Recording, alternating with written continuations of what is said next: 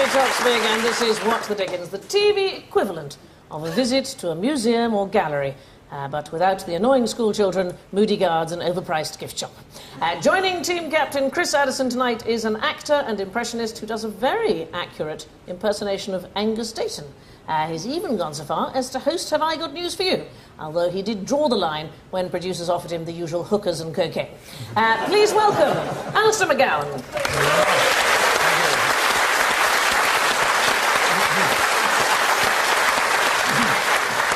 And with Sue Perkins, the host of Just a Minute, the radio panel show which recently celebrated an incredible 650th edition. And he's far too modest to say it himself, but I'd say he's very nearly got the hang of presenting it.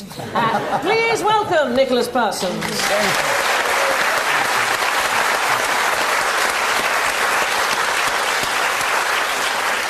The first round is 3 steps to heaven. The teams are given 3 photos, each offering them a clue to a famous film, book, play or musical. Now, 3 points are awarded should they guess the answer from the first image, which is normally very, very tricky.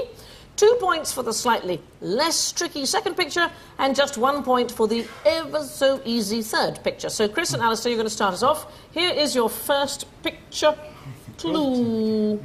So, referee, he's eyeing up the snooker balls. They're the important bit. I would go. He's eyeing up the snooker balls. The blue. I'm going to say blue. I'm going to say the word blue. Does it give you any? Blue velvet. The blue. The blue lagoon. Blue. Deep blue. I'm going to say yellow and brown as well, just to help you out there. Blue, yellow and brown. Oh, yeah. Colours of a rainbow. Finian's rainbow. The rainbow. Rainbow. Oh, anything with a rainbow. No. I tell you what. Let's have a look. Somewhere over the rainbow. The Wizard of Oz. Are you ready for the second picture? Yes. Yeah. Okay. Here's the second picture clue. Pictures at Tiffany's. Let's have a look at the 2 pictures together. We've got the colours of the snooker. So the colours of the snooker balls will help you. Yellow, brown. Think specifically of jewellery shops. A snooker cue might come in handy. It's a possibility. Jewellery, not jewellery shops. Do you want to look at the third picture? No. Yes. Give us the Okay, third let's picture. look at the third picture. Okay, that is Evander Holyfield's bitten ear. Oh, got it. It's Reservoir Dogs. Yes, it is Reservoir Dogs. Well done.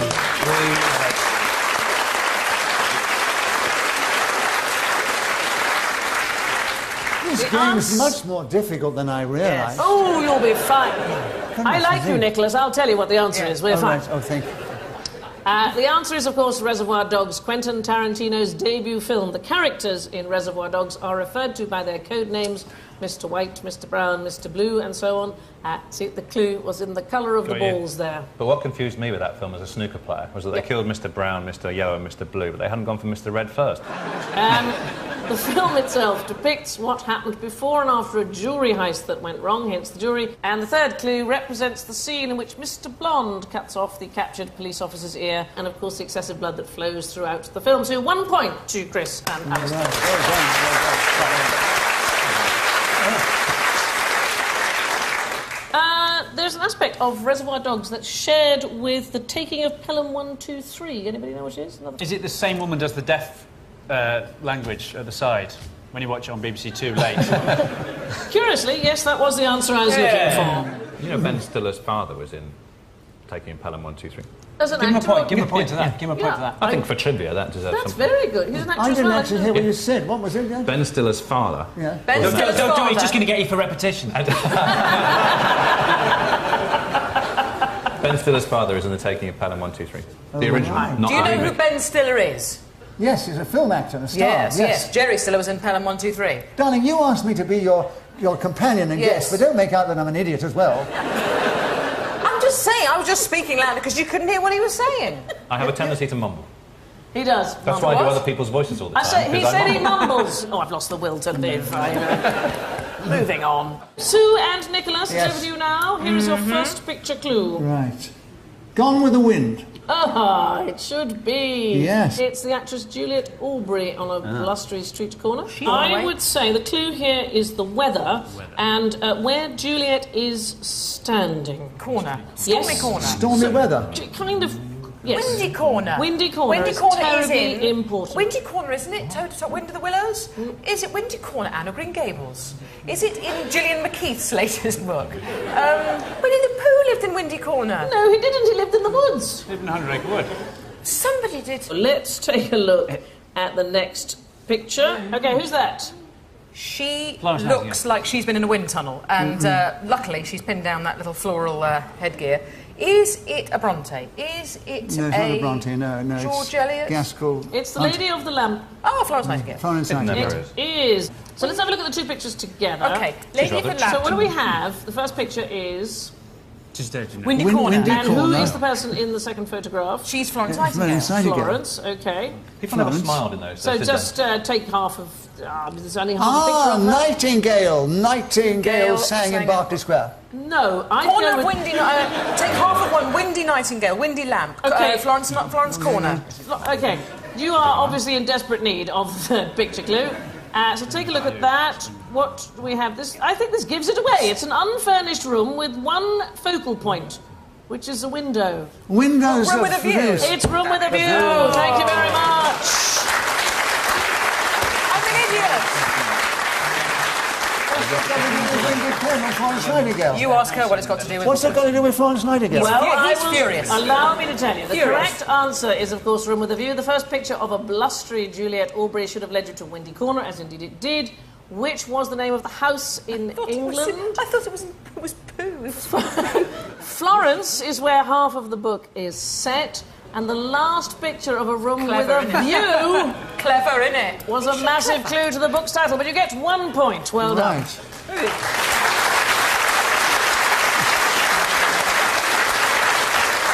You do have to work hard for your points. Oh, in this yes. show, No, don't like just a minute when you just buzz, buzz, buzz. People never smiled in those portraits, though, did they, in those days? No, miserable. Why were they so miserable? You never see them like Florence Nightingale or anybody going, hey! you? And do you know why the Mona Lisa wasn't painted with a smile on her face? Because she had false teeth. Is that right? That's a fact. Nobody knows that. Oh, they... I don't know this, Nicholas. Did she tell you? She whistled it. Thank you very much. It's a fact. I don't know how I discovered it. It's one of those bits of trivia that I pick up as I You've been on travel. Wikipedia again, haven't you, Nicholas? No, I haven't. You don't believe it. Our next round is Love It or Loathe It, in which our guests choose something from the arts which they must claim that they both love and then loathe in turn. The opposing team gets to question them and must then decide which of the opinions held is true. So, Alistair, you have the pleasure of going first. And what have you chosen? I've chosen the career, films and life of Woody Allen. And are you going to begin by loving or loathing Mr. Allen? Loving. Right, you have a minute to love Woody Allen, beginning now. For 40 years, Woody Allen's been making the most amazing films. He is an absolutely tireless filmmaker. I went to New York City for the first time recently, and every part of it, every aspect of it, every building there, every person reminded me of something out of a Woody Allen film. He has given us New York. He's also given us an incredibly fresh style of acting, which is sort of semi-improvised, and in the scenes with Diane Keaton where he's semi-improvising the dialogue with her, I think are some of the best in cinema history. He's also, along with Diane Keaton, fallen in love, or they have fallen in love with him, some of the most beautiful women in Hollywood history, which always gives me hope that women do go for humour above looks. And I just think if imitation, you know, is the sincerest form of flattery, then, you know, no wonder so many impressionists, professional and amateur, you know, do Woody Allen, because the man's a genius. Well, that does sound like love to me. Alistair, I'm now going to ask you to present the opposing view and loathe Mr. Allen, please. Okay. The fact that Woody Allen has been endlessly making movies for the last 40 years means that he's got totally divorced from life. His films have no reality in them, they have no wit in them. He's been basically making the same joke since 1968, and it wasn't funny then. His world of New York intellectuals is of no interest to anybody in the UK, or anybody in the US, or anybody in New York, or any of the New York intellectuals that he pertains to parody. Wow. He's been giving the same performance in the same films for 40 years, and if he's not in them, then somebody else would do a dreadful impression of his dreadful work, like Kenneth Branagh in Celebrity and Rebecca Hall in his latest rubbish film, Vicky Cristina Barcelona. He's obsessed with sex and young women, and the fact that they fall in love with him is, as far as I'm concerned, the only thing in his films in 40 years that is completely laughable. He is very easy to imitate, you know, because basically he's been doing the same neurotic New Yorker act for the last 40 years, and if I had one word to Mr. Allen of advice, it would be stop. You think he what? He loves him. He loves him. Oh, yes. You think he loves him? And I'll tell you why. Oh. He is a very professional performer. He admires this talent and the skill of this unique personality, Woody Allen. And I thought that was all utterly manufactured about hating him. No, I think he's a great fan and advocate of the unique personality of Woody I go Allen. with my learned gentleman Miss friend. McGowan, they have decided that you love Woody Allen. Please reveal the truth. Who couldn't?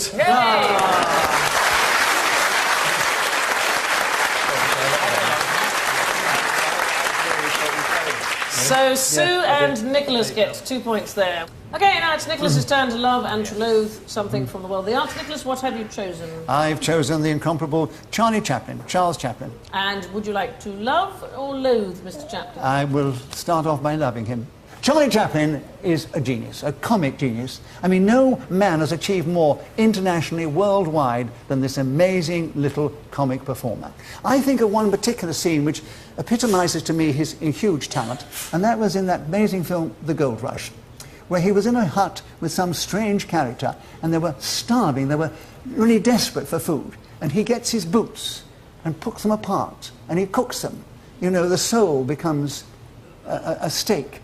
And then, of course, when the nails were there, he took them out as bones. I mean, this was creative comic genius of a very individual kind. And the payoff was, of course, the bootlaces he treated as spaghetti. And the picture on his face as he chewed this amazing thing was incredible comic performance and creativity. He was a comic genius. Well done. Fantastic.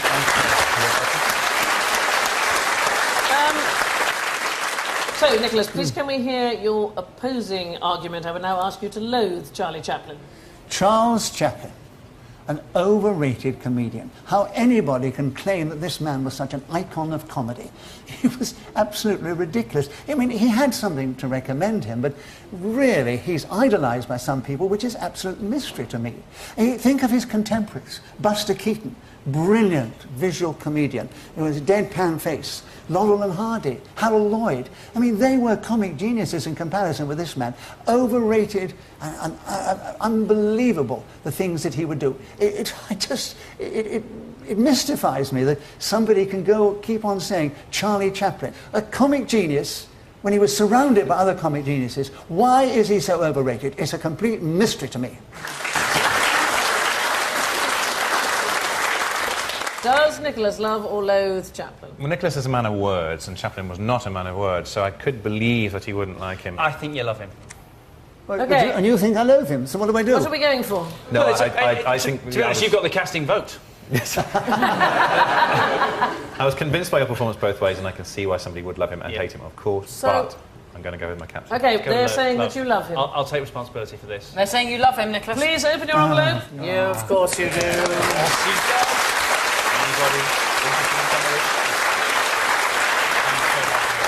I can tell you that was the most difficult thing I've ever had to do in my life. Talk about a man who is a comic genius whom I love to the ends of the world and say that I loathe him. Well, luckily, Nicholas, like the Jeremy Kyle show, we have counsellors backstage waiting for you. Next time you need to pick hip-hop. Yes, right, yes. Of course, Nicholas Parsons loves Charles Chaplin for many good reasons, as we've heard. But what really swung it was the fact that they went to school together. So sorry, Sam. Yeah, he was actually my fag. That's why he remained silent for so long. It's now time for us to take a short break, but before we do, here's a question for you at home. What role did Charlie Chaplin's daughter Geraldine play in the making of the 1992 film Chaplin? We will give you the answer in just a few minutes.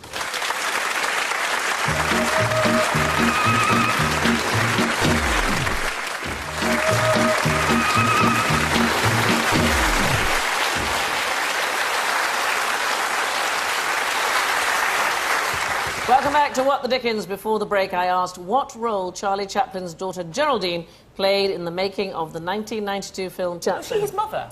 Yes, that's right. She played her own grandmother. Absolutely right.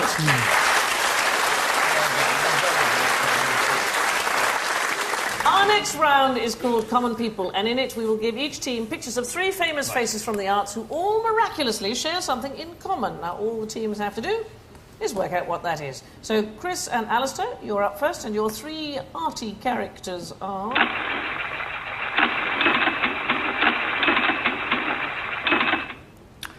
Harrison Ford, That's indeed. Bruce Dickinson. Bruce Dickinson who of Iron used to be Maiden. in Iron Maiden. Thank you.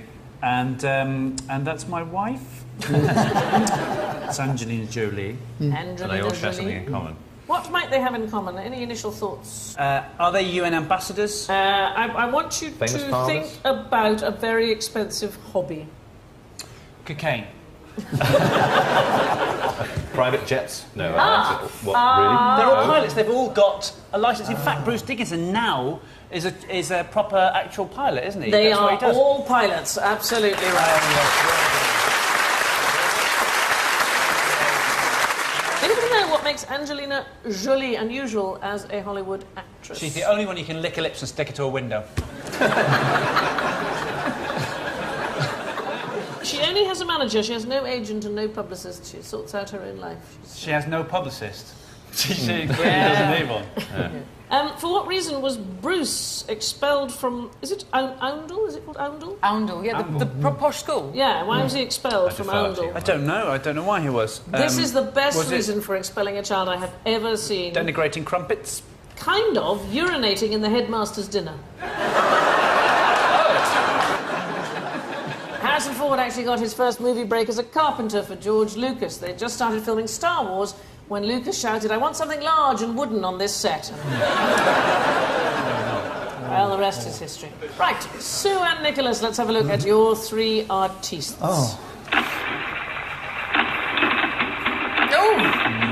Oh, give us the easy ones. Yeah. Oh, yes. Daniel Defoe. Daniel Defoe. Christopher Marlowe and Josephine, the wonderful and legendary singer Josephine Baker. Well, Christopher Marlowe was killed in a pub brawl at a very tender age. Yeah. He was only 15, and some thought he was And even Defoe- superior to Shakespeare. Defoe was also in a fight, wasn't he?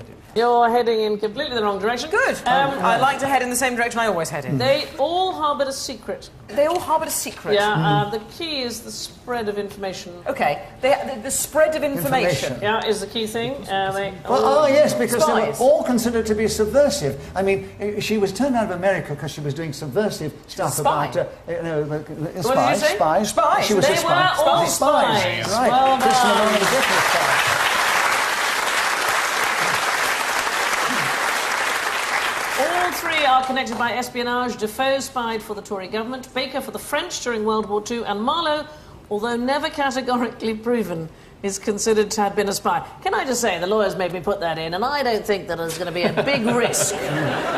English spies are often sent to the most remote, uncivilised and barbaric corners of the world, and sure enough, Daniel Defoe's first posting was Scotland. Sandy.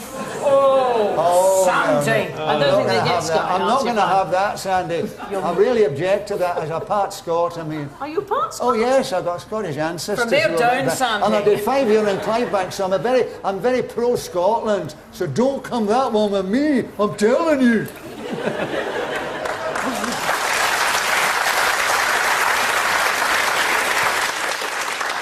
Threatened by Nicholas Parsons. It's a new low in my life. So at the end of that round, it's 5-all.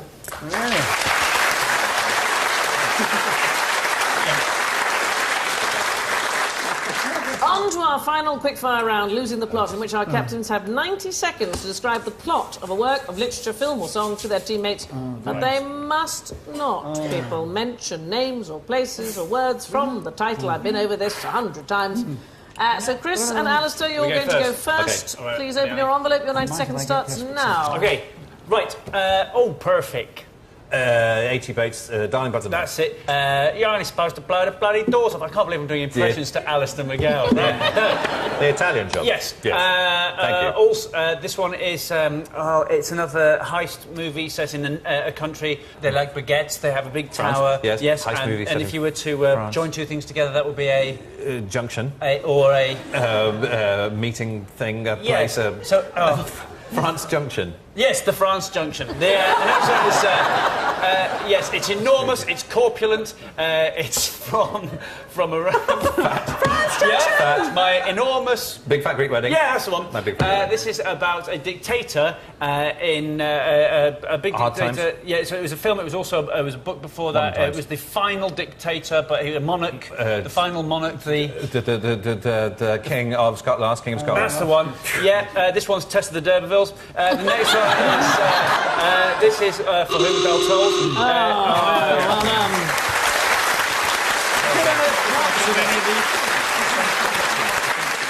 Going to give you 4 points there. So you now have 9. Chris and Alistair have got 9.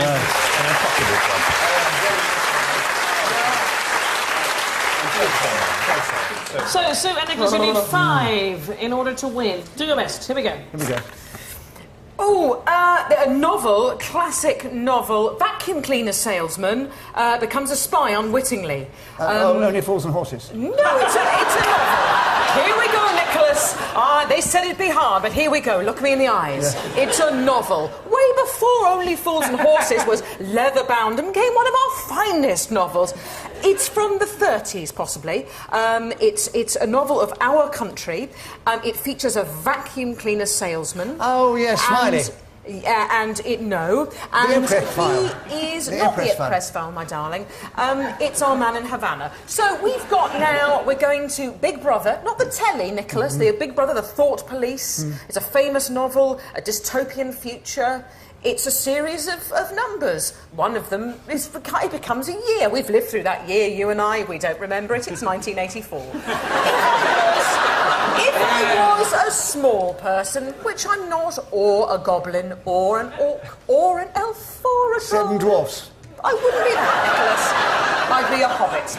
Now, if we had together some children, what would we be? You and me and the kids, what would we have together? Oh, a family. Yes, and what would we have? There's a Labrador, there's a chinchilla, there's a squirrel, there's a couple of cats all in there. the family? Yes, it is my family and other animals. So, if we lived in a house in the Edwardian times, and one of us was half Teutonic...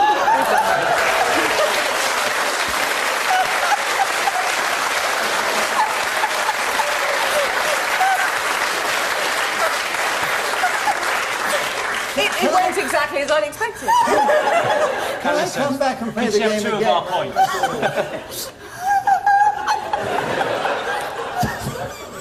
That's the best that round has my ever answers all gone. wrong?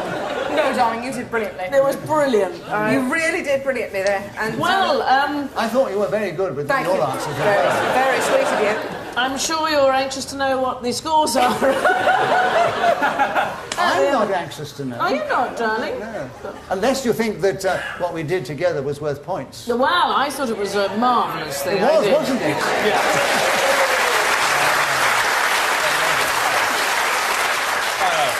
That is mob rule. No, I am going to give you 3 points for that. I thought it was absolutely fantastic.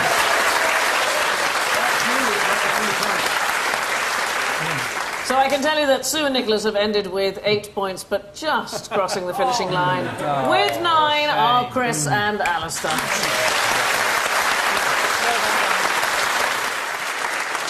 My face is leaking. This has been What the Dickens. I've been Sandy Toksvig, and I'm off to enjoy Vivaldi's Four Seasons. It's my favourite of all his pizzas. I'll see you there. Good night.